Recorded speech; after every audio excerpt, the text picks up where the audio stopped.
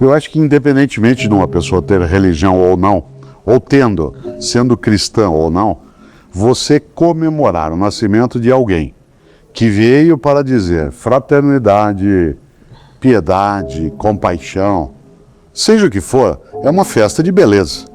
Afinal de contas, ninguém deixaria de apreciar uma mensagem que fala de amor ao próximo, que fala da capacidade de convivência em paz.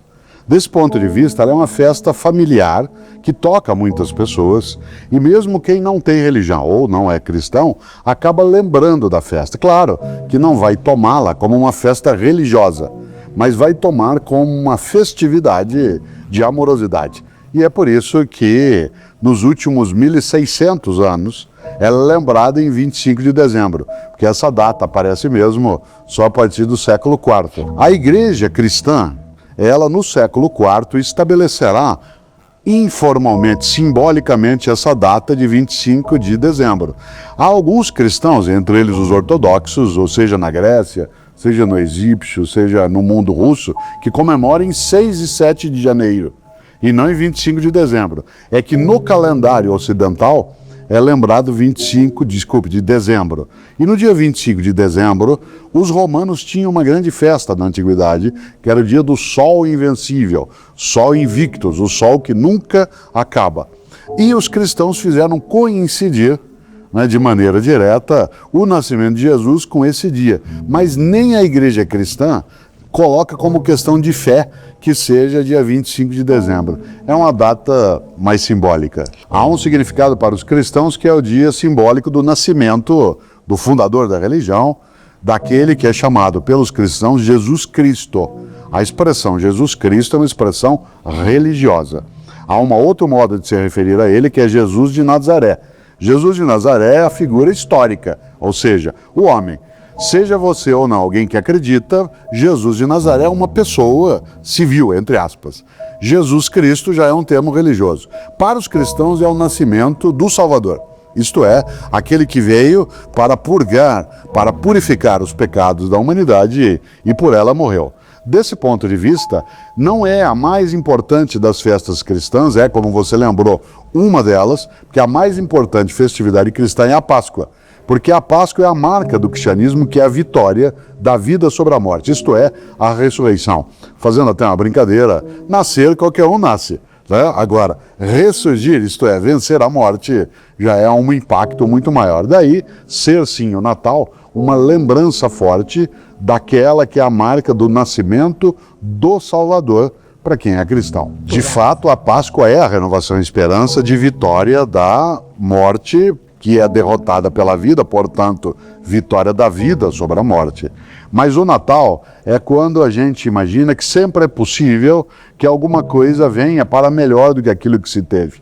Não é à toa que se marcou a data em 25 de dezembro, porque 21 a 23 de dezembro é o solstício de inverno na parte de cima do planeta, quando a gente tem a noite mais longa do ano. No Brasil é o dia mais longo. Qual é o significado? Mesmo que a noite seja absolutamente longa, o sol há de brilhar mais uma vez. Se eu fosse Nelson Cavaquinho, cantaria: o sol há de brilhar mais uma vez, a luz há de chegar aos corações, do mal será queimada a semente, o amor será eterno novamente. Por isso, essa composição do grande Nelson Cavaquinho, ela expressa a ideia de esperança. Daí essa lembrança. No entanto, de fato, a Páscoa tem um impacto maior como significado na ressurreição. Mas o nascimento de uma criança pobre, entre pessoas pobres, e que vem e traz uma mensagem, ela é especial. E os presentes, até você lembrou, eles são coisas que já se fazia naquela época. Trocar presentes nessa época do ano antecede o nascimento de Jesus. Os romanos já tinham no passado uma festa chamada Saturnália, que acontece exatamente no período de 17 até 27 de dezembro, já acontecia, em que se trocavam presentes.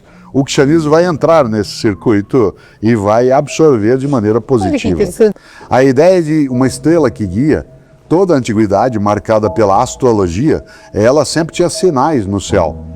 Homens de vários países, como por exemplo os 3 reis magos, que são sábios, que vão honrar uma criança que nasce no meio da absoluta pobreza, lá dentro da gruta. Quem cria a ideia de presépio é Francisco de Assis. Ela não é uma ideia da antiguidade, ela é uma ideia do século XII e XIII, para lembrar um pouco de que Jesus saiu, né, da humildade, da simplicidade, até chegar à glória. E desse ponto de vista, né, o grande momento do presépio é a lembrança exatamente da simplicidade, de que você nada tem e quando se for, nada levará também. Agora, a ideia do Papai Noel, ela é curiosa, porque ela aparece, por exemplo, entre os povos da antiguidade com um bispo daquilo que hoje seria a Turquia, da cidade de Mira, chamado Nicolau.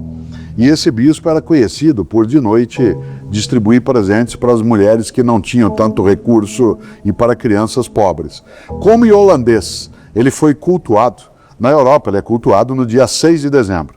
Em holandês ele é chamado de Sinterklaas. Né? No inglês, e os holandeses foram também para os Estados Unidos, ele foi chamado de Santa Claus.